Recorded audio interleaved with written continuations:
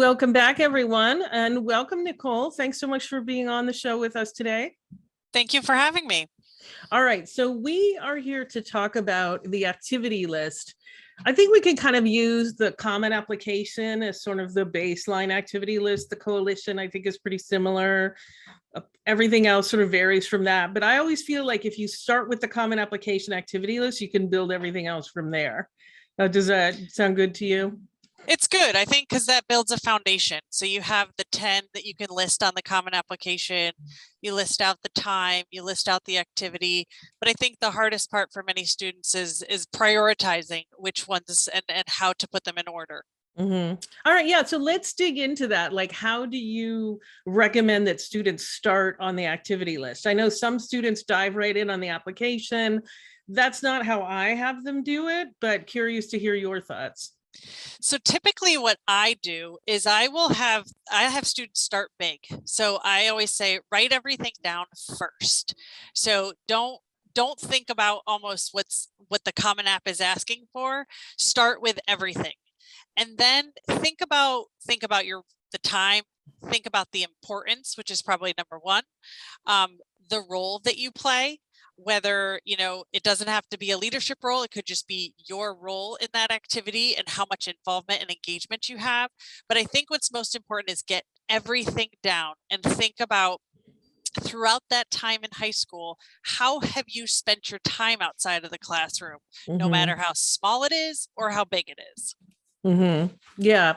So, and let's talk about that, because I talk to a lot of students who, when I say extracurriculars, they don't list much. And I'm like, is that really everything? And they're like, oh, well, I did do this competition over the summer for coding. And I'm like, why would you not realize that counts? Or they're like, well, I have a job in the summer and I work 40 hours a week and I'm the shift supervisor. Like, this matters, so. And that's one of my favorite things. Like, students will say, well, I haven't done an organized activity in school, so it doesn't count.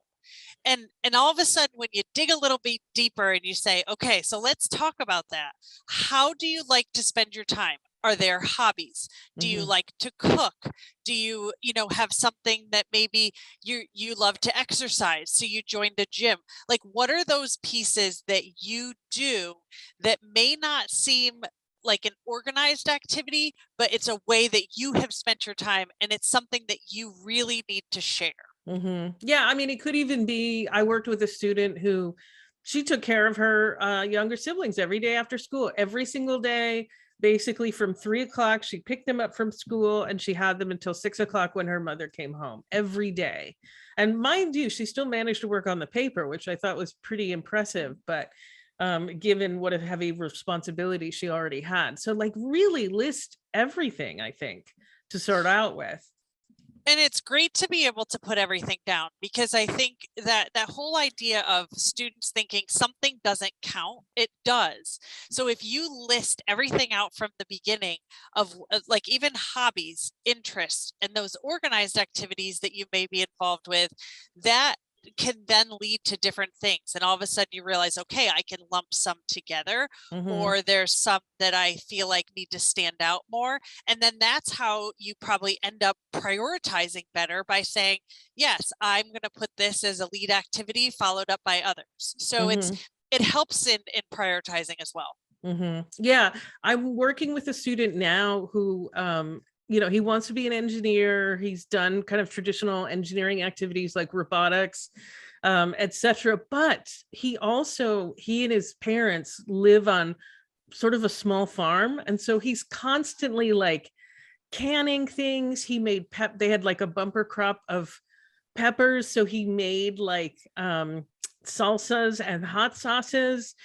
He decided to make cheese. So he's been making cheese, and I talked to him about it, and he talked about, like, it's really sort of the chemistry of it that interests him. And if he had just sort of done some canning one day, I wouldn't have had him emphasize it. But I said, these activities in aggregate are fascinating and say a lot about you. So it was important to me. Like, he listed 26 activities initially, and obviously there wasn't room for all of them. But just like what you're saying, we kind of found a way to group them together, like the canning and the hot sauce. And almost like a homesteading category. You know what I mean? I and similar to that, I was talking to a student who traveled every summer, and it's close to where I live, but to Lake George, New York. So we kind of related on location. And then he started talking about how he began to do research on the lake because it was a place that he felt so close to.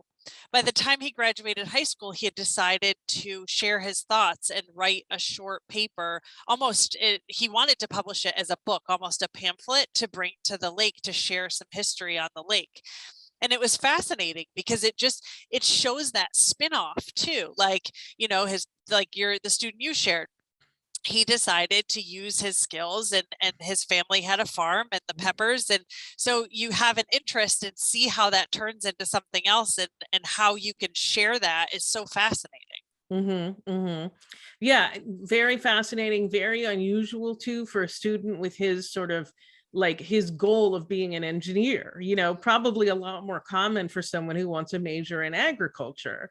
So I think that's the other thing that people don't realize is how much I think colleges, it's not that colleges don't appreciate it when an engineer does robotics, because they do, but when you do something that breaks the mold as well, I think that can be really interesting and sort of really fun. So um, any so I think we've kind of gone over some of the broad theory of it. Like, what are some of the practicalities of the activity list? Like, how do you then start to choose, for example, if you're like my student and you've got 26 different activities when everything is written down, how do you start to narrow it down?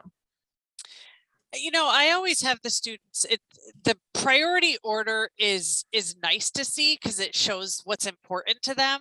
But I also think it's breaking down, sometimes there is a one-off, which is an activity that only was a very short period of time, but it's a priority to them. And so that should be in that top 10, whether it's related to a career interest, whether it's something that they value, their role, and they can truly represent how much time they spent in that role. And again, I go back to what I stated earlier. It doesn't have to be a true leadership position of a president or a captain, but it's something that was meaningful and they had an impact on that group or organization or team. So I think when it comes to putting that priority order of 10 and realizing what they want to share, it could be career related, it could be really what's most important to them, but it also could be just as far as who they want to represent themselves as a person and having that balance in the list. So that's where it comes down to selecting the 10 that they feel represents them the best and that they can show their role. Yeah, I mean, an example would be I worked with a student who had done Center for Talented Youth when she was in ninth grade. And that was really important to her. It had kind of set her on a path towards being really interested in the classics. So even though it was ninth grade, I said, we really need to leave this on here. By contrast, I had a student who, did karate for a couple of years. It didn't mean much to this particular student, and it was only ninth grade of high school. So I said, that doesn't need to go on the list. That's a pretty easy one to eliminate.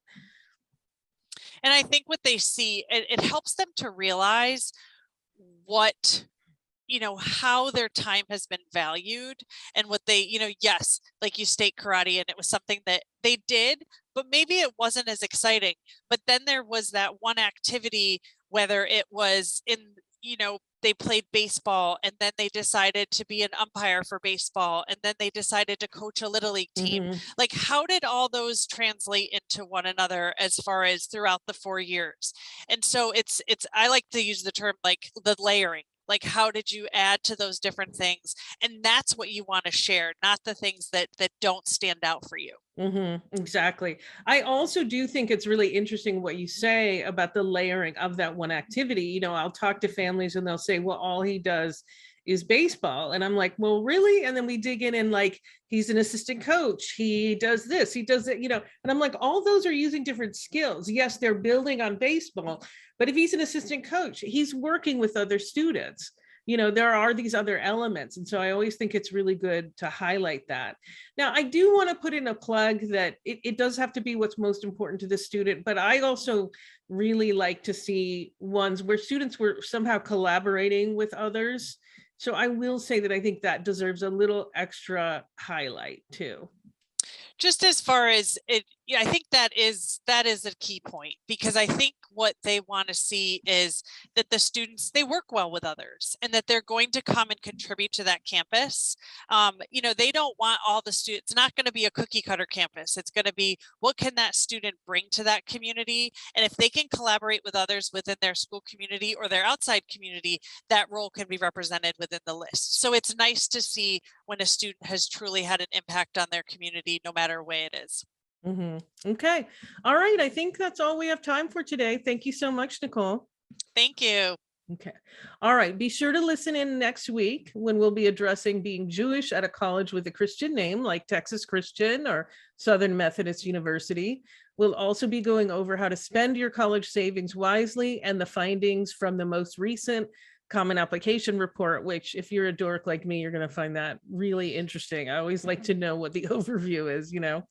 All right. And finally, I want to remind everyone that you don't have to listen to our shows live. Every show is accessible 24/7 on the Voice America website. You can download every show for free on iTunes. And by the way, please do, if you like us, please rate us so that people can find us. We really appreciate it. And remember too, as I mentioned during the show, you can find summaries of our shows on our blog page, blog.getintocollege.com. And don't forget, we're here every Thursday, 4 p.m. Eastern, 1 p.m. Pacific.